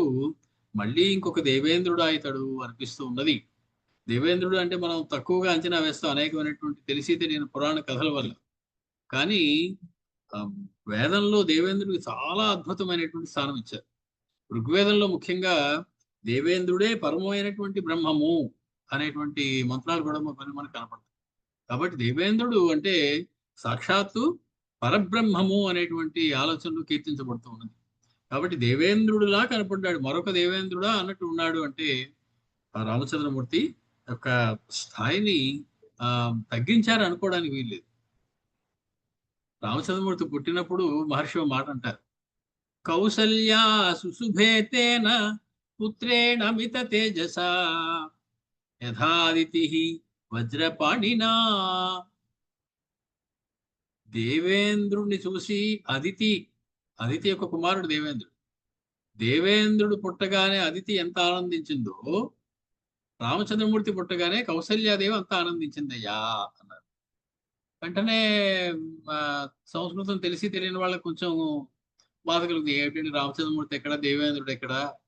మరి రామచంద్రమూర్తి దేవేంద్రుడు నా పై స్థాయి కదా అంటే, అప్పుడు వజ్రపాణినా అంటే వజ్రము ఆయుధం చేతిలో కలవాడు కాదయ్యా, చేతిలో ఉండేటువంటి సాముద్రిక రేఖలు కొన్ని ఉంటాయి గీతలు, అందులో ఆ గీతల్లో ముఖ్యమైనటువంటి గీత వజ్రము అని పిలువబడుతుంది. వజ్రపాణినా, చేతిలో వజ్రాది సమస్త శుభమైనటువంటి సాముద్రిక లక్షణాలు కలిగినటువంటి రామచంద్రమూర్తి అని అర్థం వజ్రపాణి అంటే. అంతేగాని దేవేంద్రుడు కాదయ్యా అని చెప్పారు. ఎందుకంటే ఈ వజ్రపాణి ఆయన అదితి కూడా పుట్టాడు, వామనుడి. కాబట్టి వామనుడితో కూడినటువంటి అదితిదేవి ఎంత ఆనందించిందో, అలాగే రాముడితో కూడినటువంటి కౌసల్య ఎంత ఆనందించింది అని చెప్పాలయ్యా, అంతేగాని దేవేంద్రుడితో కూడిన అతిథి కాదు అని అక్కడ సరి చేశారు మొత్తాన్ని. కాబట్టి వజ్రపాణి, మరొక వజ్రపాణియా ఈయన అన్నట్లుగా ప్రకాశించిపోతున్నారు రామచంద్రమూర్తి ఆ పుష్పక విమానంలో.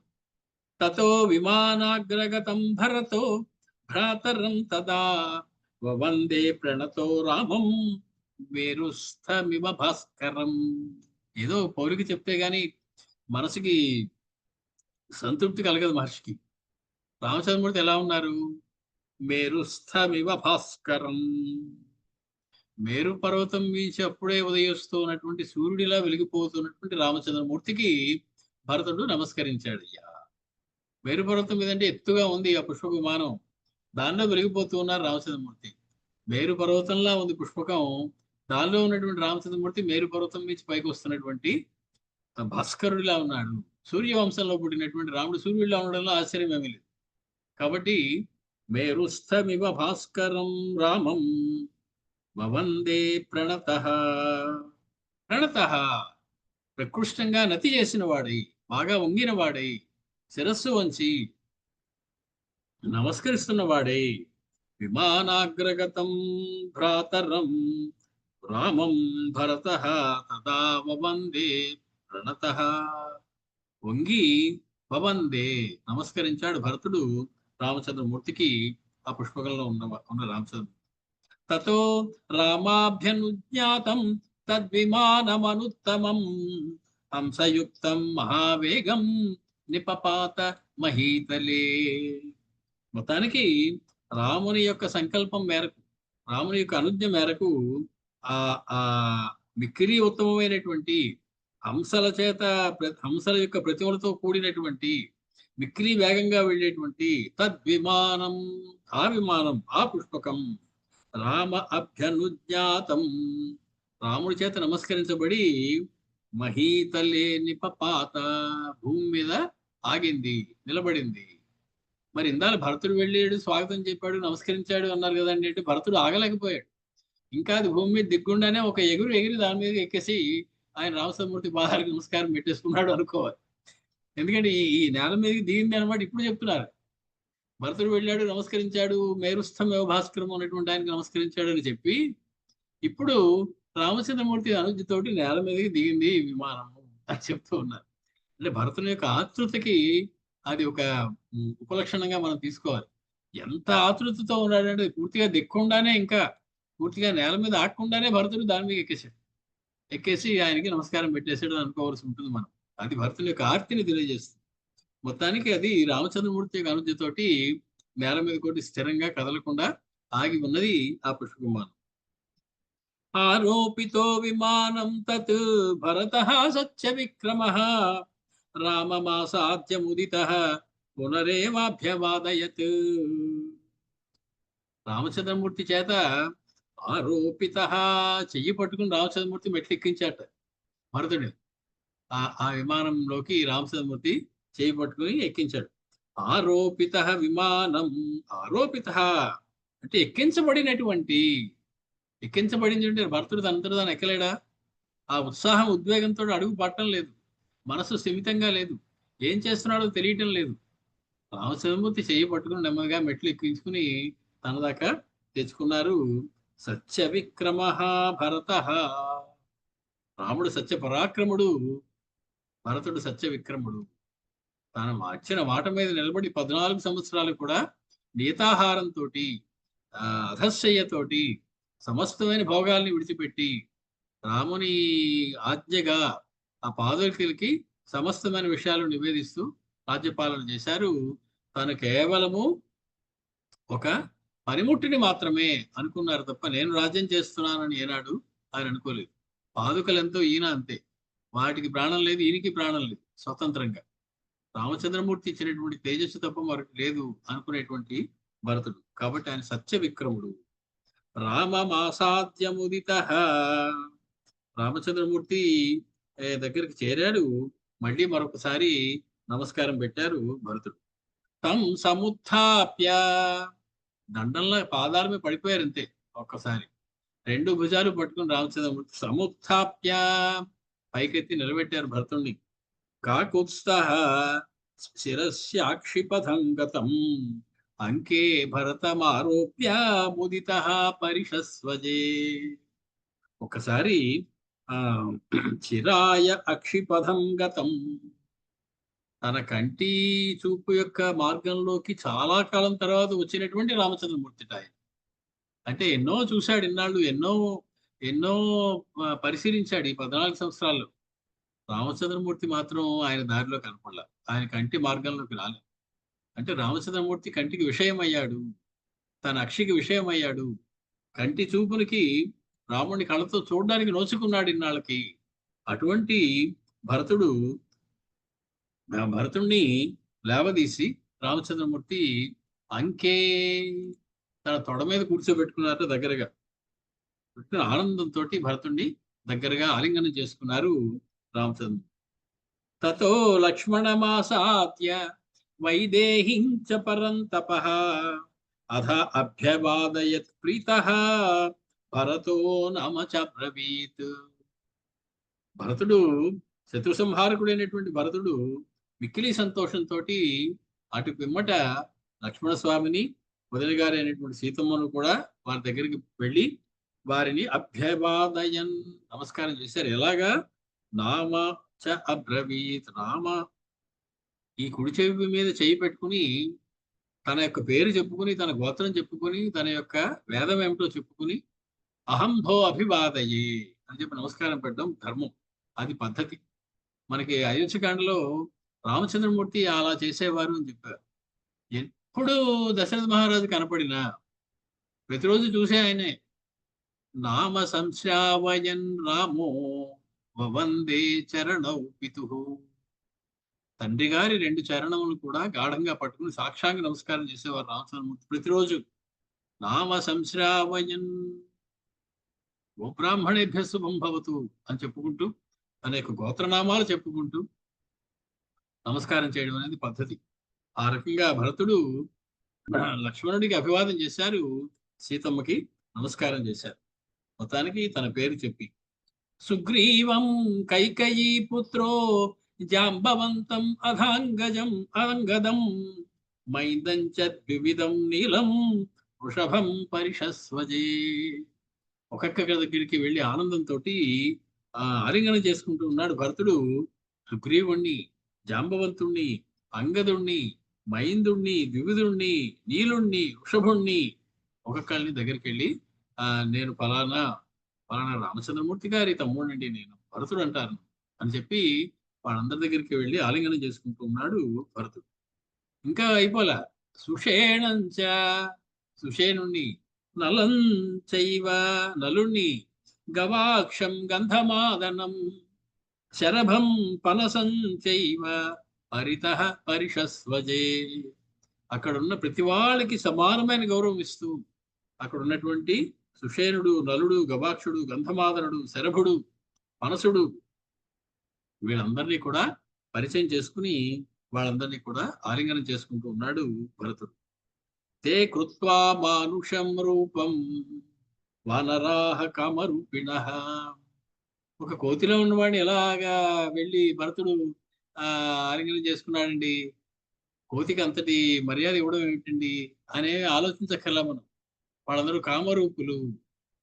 భరతుడికి దగ్గర చూసేటప్పటికి వాళ్ళందరూ కూడా మానుషం రూపమాస్థాయ, అందరూ మానవ రూపాల్లో ఉన్నారు, చక్కగా ఉన్నారు, ప్రశాంతంగా ఉన్నారు, వికారంగా తోకలతోటి రకరకాలుగా ఏమీ లేరు వాళ్ళు. అంటే వాళ్ళలో ఉన్నటువంటి దైవీయమైనటువంటి శక్తితోటి కామరూపులైనటువంటి వాళ్ళు బాగా చరిత్ర కలిగినటువంటి, నడవడి కలిగినటువంటి, బాగా గురువుల దగ్గర శిక్షణ పొందినటువంటి మామూలు మానవుల్లాగే కనపడుతూ ఉన్నారు. వాళ్ళందరూ కూడా ఆ రూపాల్లోనే ఉన్నారు. వాళ్ళందరినీ కూడా భరతుడు కౌగులించుకున్నాడు. తే కృత్వా మానుషం రూపం వానరాహ కామరూపిణః కుశలం పర్యపుచ్చం తే ప్రహృష్టా భరతం తదా. నాయన క్షేమంగా ఉన్నావా? మీ అన్నగారిని చూసి నువ్వు ఎన్నాళ్ళైందో కదా, మీ అన్నగారిని ఇప్పటికి చూడగలిగావయ్యా, చాలా సంతోషంగా ఉంది కదా నీకు అని చెప్పి వాళ్ళందరూ భరతుడిని కుశల ప్రశ్నలు వేసి వాళ్ళు కూడా ప్రేమగా భరతుడి దగ్గరికి తీసుకున్నారు. మా రాముల వారి తమ్ముడయ్య ఆయన ఎవరనుకున్నారు? రామచంద్రమూర్తి యొక్క సోదరుడు. ఆ అటువంటి భరతుడు ఈయన అని చెప్పి వాళ్ళు కూడా తగినంత గౌరవంతో ఆయన్ని ఆదరంగా చూశారు. అథాబ్రవీత్ రాజపుత్ర సుగ్రీవం వానరర్షభం పరిష్వల్య మహాతేజా భరతో ధర్మిణాంబరః. మళ్ళీ ఒకసారి సుగ్రీవుడి దగ్గరికి వచ్చారు. మళ్ళీ భరతుడు సుగ్రీవుడిని గట్టిగా ఆలింగనం చేసుకుని ధర్మాత్ముడైనటువంటి భరతుడు, మహా తేజస్సుతో కూడినటువంటి భరతుడు వానర శ్రేష్ఠుడైనటువంటి సుగ్రీవుడితోటి రాజపుత్రుడైనటువంటి భరతుడు మాట్లాడుతున్నాడు. త్వమస్మాకం చతుర్నాం వై భ్రాతా సుగ్రీవ పంచమః.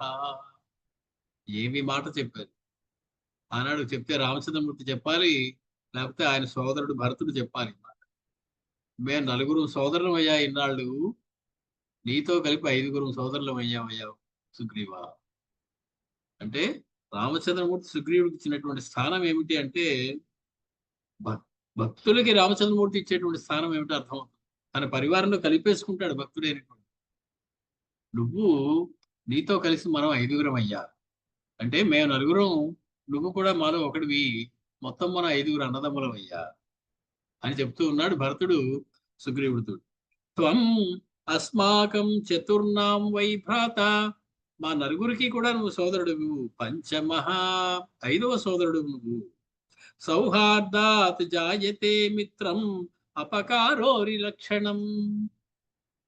స్నేహం అనేది సౌహార్దాత్ జాయతే, ప్రేమ వలన మిత్రుడు కలుగుతాడయ్యా. అపకారం చేసేటువంటి లక్షణం శత్రువుది ఎలాగూ, ఉపకారం చేయడం అనేటువంటిది మిత్రుడు యొక్క లక్షణం. కాబట్టి నువ్వు మా అందరికీ కూడా మిత్రుడవు, సోదరుడవు, ప్రేమతోటి నువ్వు మాలో ఒకటి అయిపోయావు. కాబట్టి మనం ఇప్పుడు 5గురు అన్నదమ్ములం ఇహ నుంచి అని చెప్పి చాలా అందమైనటువంటి మాట చెప్పారు భరతుడు సుగ్రీవుడితో.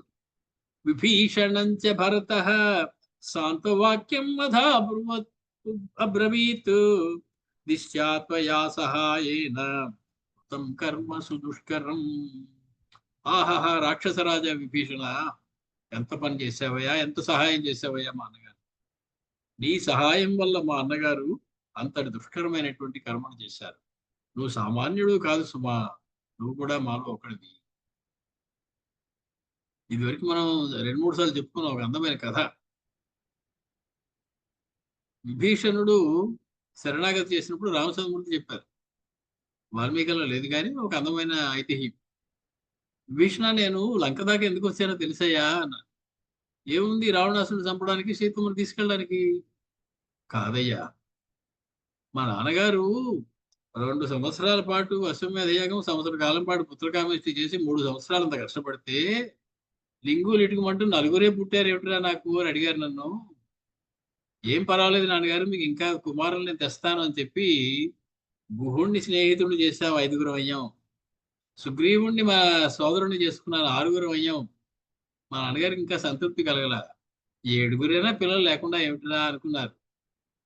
నిన్ను నా సోదరుడిగా చేసుకోవడానికి వచ్చాను. మా నాన్నగారికి ఇంకో పిల్లాడిని ఇవ్వడం కోసం వచ్చాను. రామచంద్రమూర్తి యొక్క పరమాద్భుతమైనటువంటి కరుణ ఎలా ఉంటుందో, తన భక్తుల్ని తనతో కలిపేసుకోవడం, తన కుటుంబంలో ఒకటిగా స్వీకరించడం అనేటువంటి లక్షణం రామచంద్రమూర్తిలో ఉంటుంది. అది చెప్తూ ఉన్నారు. కాబట్టి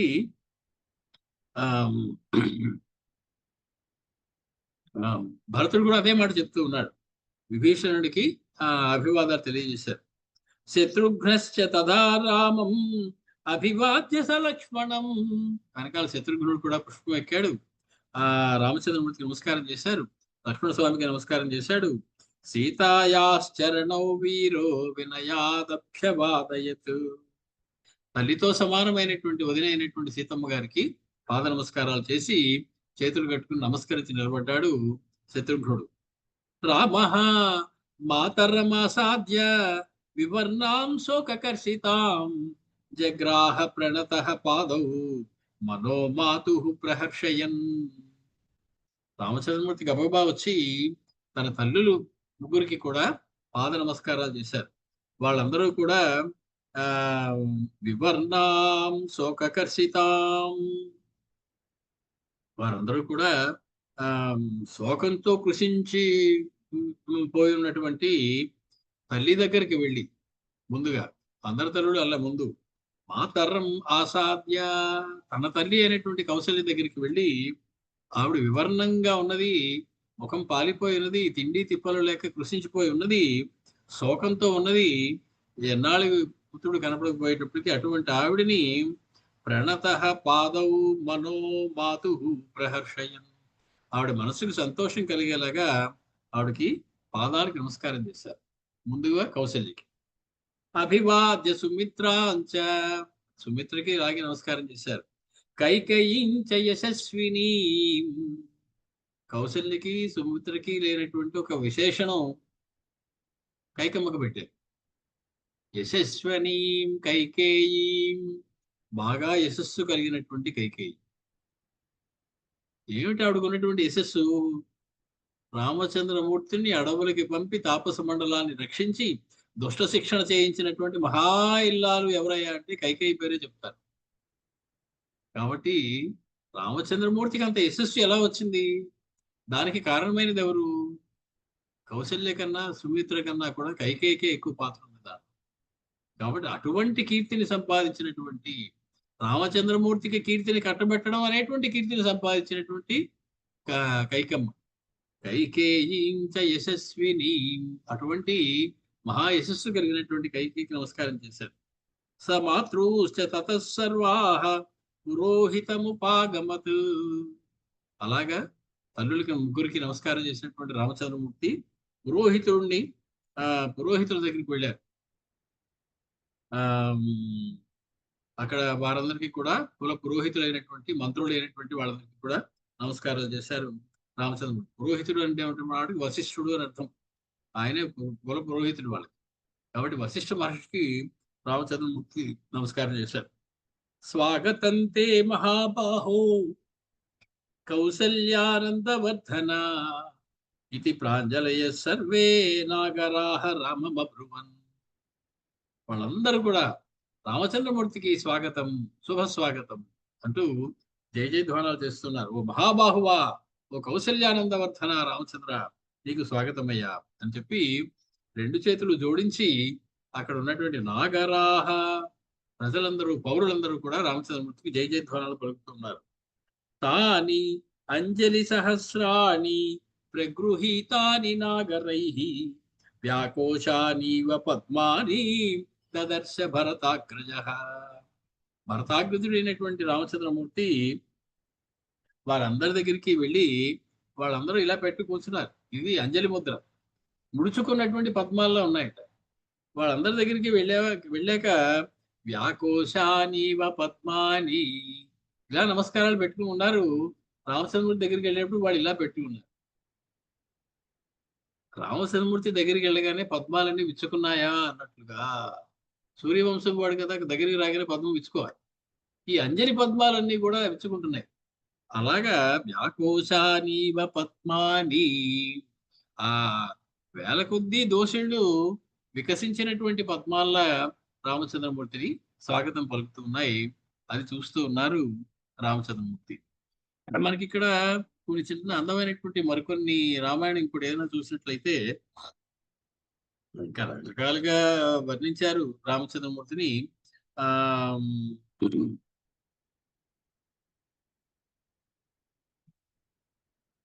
సాకేతవాసినః సర్వే చ ఉషఃకాలే సుసంస్కృతాః కృష్ణం చ నగరం తత్తు నంది గ్రామం సమాగమత్. రాత్రి భరద్వాజ ఆశ్రమంలో విశ్రాంతి తీసుకుని రామచంద్రమూర్తి పొద్దున్నే బయలుదేరి వచ్చారు కదా. ఆ సమయంలో వాళ్ళందరూ కూడా ఉషఃకాలే సుసంస్కృతాః, చక్కగా స్నానాలు చేసి అందమైనటువంటి దుస్తులు ధరించి మంచి మైపోతలు ధరించి రామచంద్రమూర్తి దర్శనానికి వెళ్ళేటప్పుడు ఎలా వెళ్ళాలి? పాత బట్టలు, నలిగిపోయిన బట్టలు, చింపిరి జుట్టుతో వెళ్తామా? ఆనందంగా అలంకారాలు చేసుకుని వాళ్ళందరూ కూడా బయలుదేరారు.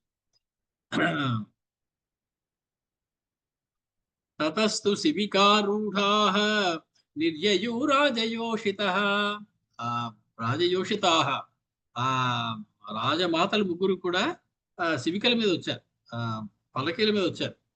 భరతః పాదుకే న్యస్య శిరసి కృత్వా కృతాంజలిః శత్రుఘ్న సహితః రామం పాదచారేణ నిర్యయౌ. శత్రుఘ్నుడు ఏ వాహనాలు ఎక్కలేడు. అనేక మంది రథాల మీద వచ్చారు, గుర్రాల మీద వచ్చారు, ఏనుగుల మీద వచ్చారు, అన్ని చెప్పారు. రాజమాతలందరూ పల్లకీల మీద వచ్చారు. రెండు పాదుకులు కూడా శిరస్సు మీద పెట్టుకున్నటువంటి భరతుడు కాలి నడకన రామచంద్ర దగ్గరికి వచ్చారు. నా హాథీ హై నా గోఠా హై వహా పైదల్ హీ జానా హై. రామచంద్రమూర్తి దగ్గరికి వెళ్ళేటప్పుడు కాలినడకనే వెళ్ళాలి. మనకు ఉన్నటువంటి సమస్తమైనటువంటి వదిలిపెట్టేసుకుని వెళ్ళాలి. అలా ఎలా వెళ్ళాలో భరతుడికి తెలుసు. అంత మాత్రం చేత రాజమాతల్ని తక్కిన వాళ్ళని ఏం నిందించడం కాదు.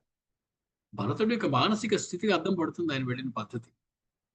కాలినడకన రామచంద్రమూర్తి దగ్గరికి వెళ్ళారు. అందుకే కాలినడకన గుహుడు ఆ స్వాగతం చెప్పడానికి వస్తే రామచంద్రుడు అన్నారు, పాదాలతో నడిచొచ్చావయ్యా నా దగ్గరికి, ఎంత కష్టపడ్డావయ్యా. పాదాలతో కలిసి చేతుల మీద నడిచొస్తారండి ఎవరైనా? పాదాలతో నడవడం కూడా భరించలేరు రామచంద్రమూర్తి తన భక్తుల విషయంలో. అంత కష్టపడిపోయావయ్యా నా కోసం, పాదాలతో నడిచొచ్చావయ్యా. నిషాద రాజు అయ్యుండి నువ్వు పలక మీద ఎక్కి రావచ్చు, లేదా గుర్రం మీద ఎక్కి రావచ్చు. నువ్వు పాదాలతో నా కోసం నడిచొచ్చావు, చాలా అయ్యాలి, అందుకనే ఏం కావాలి. భరతుడు పాదాలతోటి ఆ రకంగా నడిచొచ్చాడు. పాదచారేణ నిర్యయం. ఇది మనకి దేవీ రామాయణ, ఇది అధ్యాత్మ రామాయణం చెప్తున్నటువంటి మాట. ఈ మాట మనకి వాల్మీకి చెప్పినటువంటి మాట కాదు. మొత్తానికి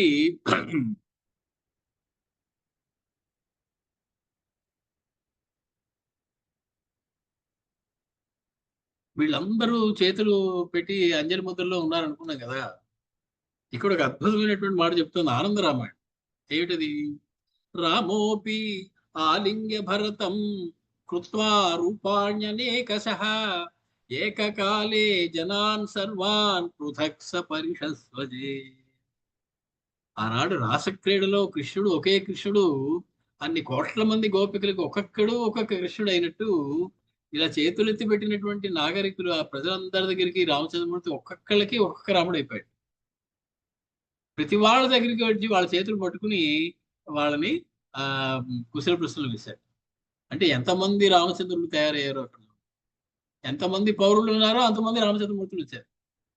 ఇది మనకి ఆనందరామాయణ చెప్తున్నటువంటి మాట. అందమైనటువంటి కల్పన. వాల్మీకి మనకి ఇలా చెప్పలేదు కానీ, రామోపి ఆలింగ్య భరతం, భరతుడిని ఆలింగనం చేసుకుని అదే రకంగా సమస్తమైనటువంటి పౌరుల్ని ఆలింగనం చేసుకున్నారు ఒకేసారి. అంటే సర్వవ్యాపకమైనటువంటి రామ తేజస్సు వారందరినీ ఆవేశించింది ఆ సమయంలో. ప్రతి ఒక్కడికి ఒక్కొక్క పరిపూర్ణుడైనటువంటి రామచంద్రమూర్తి దగ్గరికి తీసుకుని ఆలింగనం చేసుకున్నటువంటి భావన కలిగింది. ఇది మనకు ఆనంద రామాయణం చెప్తున్నటువంటి మాట. ఏకకాలే జనాన్ సర్వాన్ పృథక్ పృథక్ సపరిషస్వజే. ఆదౌ పశ్చాన్న రామేణ కృతమాలింగనం తదా రామాన్ దృష్ట్వా హి అసంఖ్యాకాన్ జనాన్శ్చ ఆసన్ సువిస్మితాః. ఆశ్చర్యపోతూ ఉన్నట.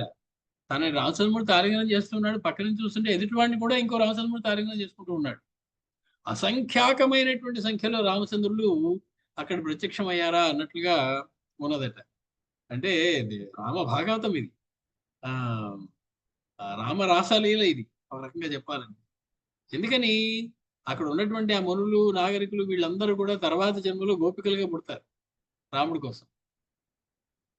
ఈ మునులే, రామచంద్రమూర్తి నమస్కరించినటువంటి మునులే వాళ్ళందరూ తర్వాత అవతారంలో గోపికలుగా జన్మించారు అనేది మనకి తెలిసినటువంటి విషయం. మొత్తానికి అలాగా రామచంద్రమూర్తి ననామ శిరస మాతృన్ వశిష్ఠం చాప్య అరుంధతి. ఈ మాట మనకి వాల్మీకి చెప్పరు, ఆనందరామాయణ చెప్తుంది. వశిష్ఠుడికి అరుంధతితో కూడి ఉన్న వశిష్ఠుడికి రామచంద్రమూర్తి నమస్కారం చేశారు. గురువు గారికి గురు పత్నికి కూడా కలిపి రామచంద్రమూర్తి నమస్కారం చేశారు. వశిష్ఠం బ్రాహ్మణాన్ వృద్ధాన్ వందనీయాన్ యథాక్రమం. మొత్తానికి అక్కడ ఉన్నటువంటి ఆడవాళ్ళందరూ మామూలుగా ఊరుకోరుగా. నార్యః నీరాజయామాసు రత్నదీపై రఘుత్తమం. రత్న దీపాలతోటి రామచంద్రమూర్తికి హారతులు పట్టారట అక్కడ ఉన్నటువంటి సమస్తమైనటువంటి ఆ పౌర స్త్రీలందరూ కూడా, ఆ జనులందరూ కూడా. ఈ రకంగా రామచంద్రమూర్తి అక్కడికి ఆ భరతుడి దగ్గరికి రావడం జరిగింది అని మనకి ఆనంద రామాయణాది రామాయణాలు వర్ణిస్తున్నాయి. అంటే మనం వాటిని ఎందుకు చెప్పుకోవడం అంటే, వాటిలో ఉన్నటువంటి ఆ సుందరమైనటువంటి భావాన్ని వదిలిపెట్టకూడదు అనేటువంటి ఉద్దేశం. వాల్మీకి మనకు అలా చెప్పకపోయినప్పటికీ కూడా అక్కడక్కడ మనం తెచ్చుకు చెప్పుకోవడం జరుగుతుంది. ఆ రకంగా రామచంద్రమూర్తి భరతుడి దగ్గరికి వెళ్ళారు. ఇప్పుడు భరతుడు నెత్తి మీద 2 పాదుకలు పెట్టుకున్నటువంటి భరతుడు ఏం చేయబోతూ ఉన్నాడు? ఏం మాట్లాడబోతున్నాడు రామచంద్రమూర్తి. మాట్లాడినప్పుడు ఎలా మాట్లాడతాడు, ఏమని మాట్లాడతాడు, దానికి రామచంద్రమూర్తి యొక్క ప్రతిక్రియ ఎలా ఉన్నది, ఆయన ఏం మాట్లాడారు అనేటువంటి విషయాలు మళ్ళీ బుధవారం నాడు కలుసుకున్నప్పుడు మనం మాట్లాడుకుందాం. మనం 127వ సర్గలో ఒక 50 శ్లోకాలు, 51 శ్లోకాలు మనం పూర్తి చేసుకున్నాం. 52 నుంచి మనం చెప్పుకోవాల్సి ఉంటుంది. మంగళం కౌసలేంద్రాయ మహనీయ గుణాత్మనే చక్రవర్తి తనూజాయ సార్వభౌమాయ మంగళం వేద వేదాంత వేద్యాయ మేఘశ్యామల మూర్తయే పుంసాం మోహన రూపాయ పుణ్య శ్లోకాయ మంగళం. స్వస్తి.